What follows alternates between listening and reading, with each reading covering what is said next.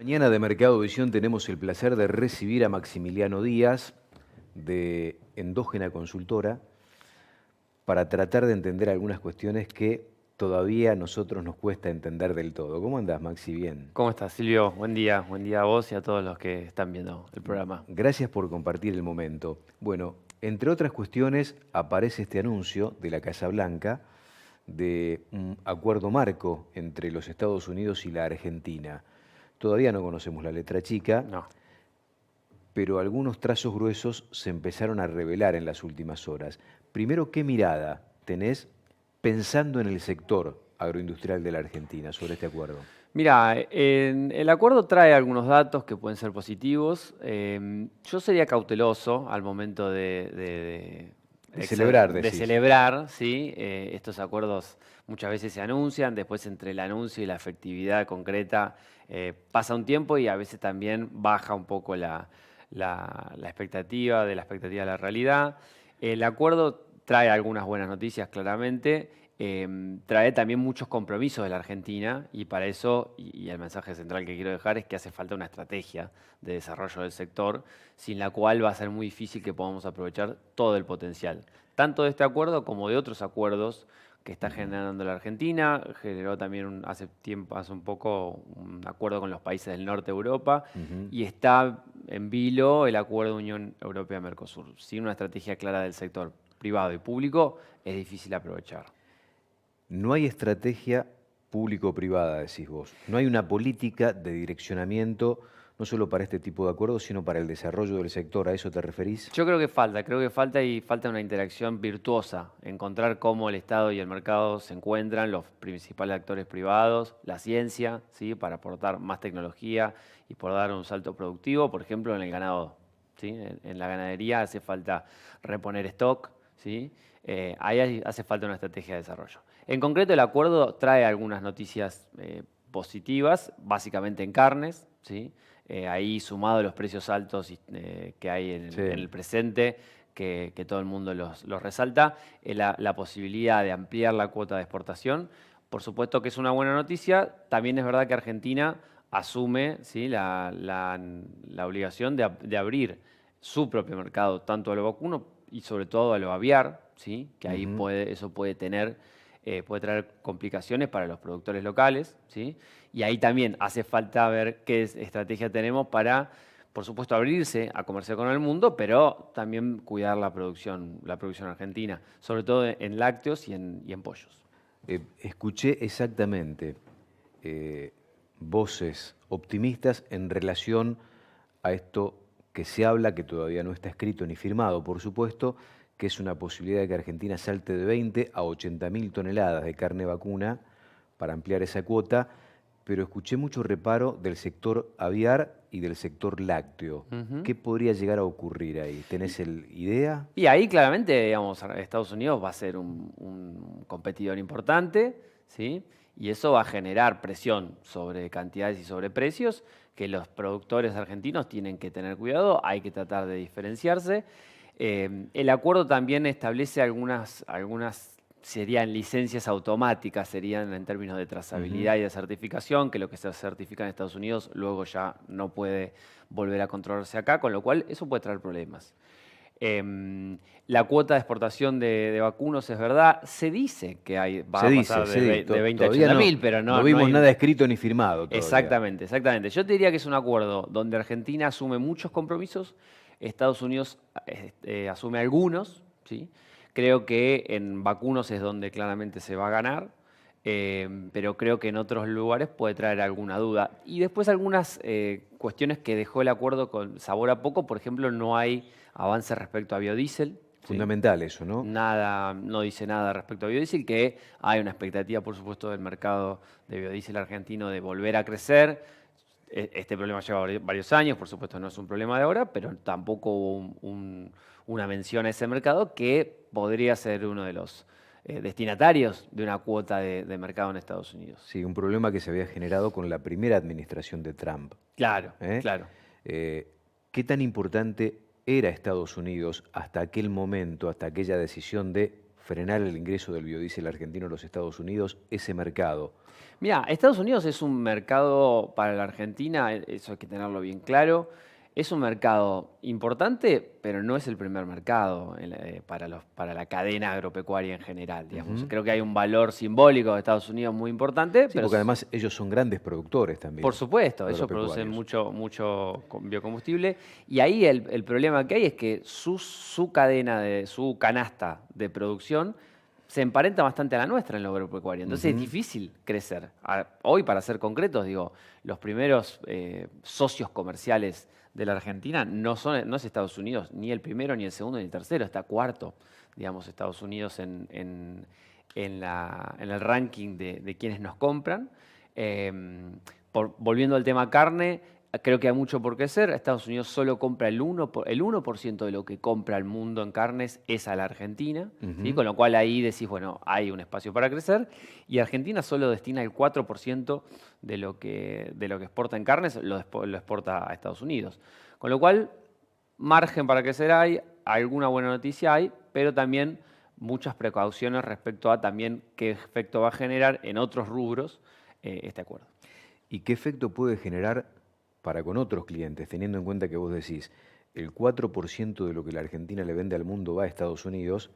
Es una cuota, no digo insignificante, No, pero muy... pero es muy chica en relación, por ejemplo, a lo que sí le vende a China. Sí. Y ahí sabemos lo que significa Estados Unidos y China en términos de pelea comercial, ¿no? Sí, claro, sí, sí. Sí, ahí hay que poner el ojo. Esto también puede traer otros problemas, por ejemplo, con Brasil, en términos, ahí hay una discusión, nosotros no lo estudiamos eso, pero hay una discusión respecto a si esto se compatibiliza con las normas del Mercosur, con los aranceles comunes, Ujú. etcétera. O sea que Brasil también es alguien con el que esto puede traer algún problema. Con China, básicamente, hay algunos guiños muy fuertes en ese acuerdo respecto a prohibir la importación de de productos con trabajo forzoso, que por supuesto en términos Ujú. éticos es algo irreprochable, pero claramente es un gesto geopolítico en contra de China.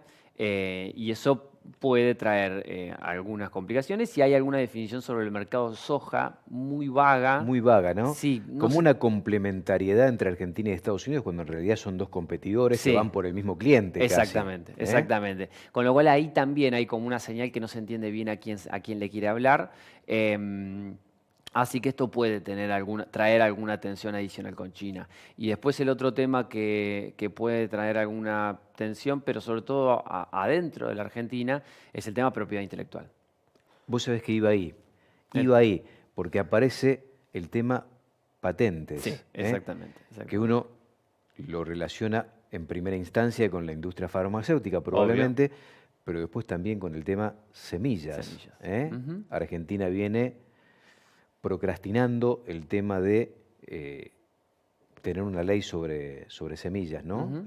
Que incluya justamente regalías para aquellos que generan estos eventos científicos que han permitido a muchos países, como Brasil concretamente, Claro. superarnos en ese aspecto, porque ellos justamente tienen otra política en ese sentido, ¿no? Sí, sí, ahí también siendo sinceros, ahí, digamos, cuando uno habla con productores, también hay reticencias a tener Sí, una claro. ley, porque eso implica pagar regalías, o sea, implica Ujú. aumentar los costos de producción.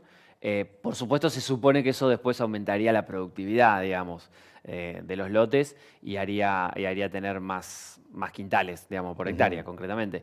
Pero eso puede traer también una tensión acá.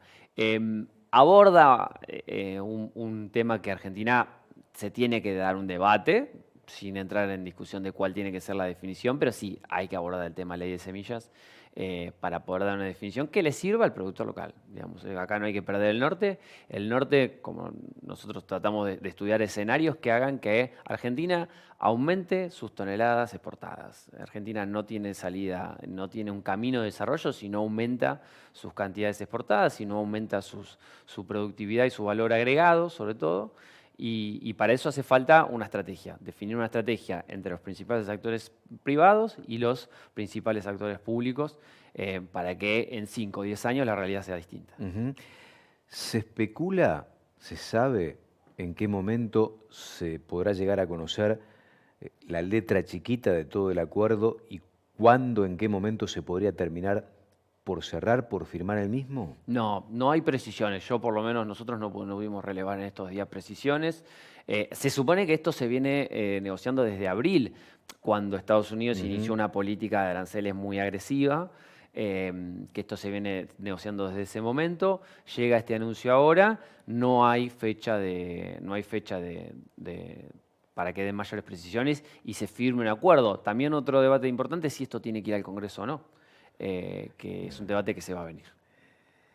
Claro, porque en Estados Unidos dicen que hay algún tipo de acuerdo, no sé si este en particular, tiene que pasar sí o sí por el Congreso, con lo cual algunas alternativas que se vienen anunciando, si eso ocurre, serían, bueno, más complejas de resolver, ¿no? Exactamente, exactamente. Y acá en nuestro país también es un debate si esto tiene que ser tratado por el Congreso o puede resolverse directamente en el Ejecutivo.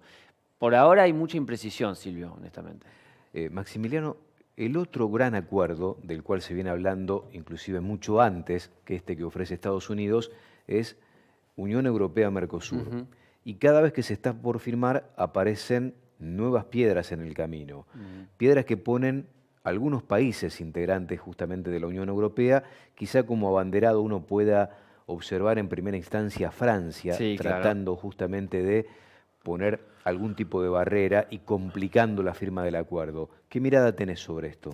Mirá, Francia tiene una realidad política local que complica la firma del acuerdo, o sea, los productores agropecuarios franceses son contrarios al acuerdo.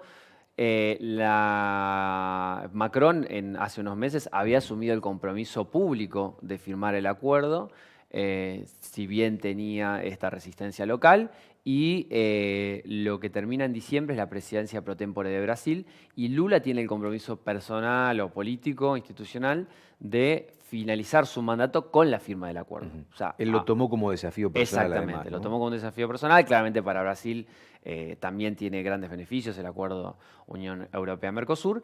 Y lo que se abre una expectativa en diciembre es ver si esta palabra se puede cumplir y que tanto Europa como Mercosur, liderados claramente por Lula, puedan firmar este acuerdo.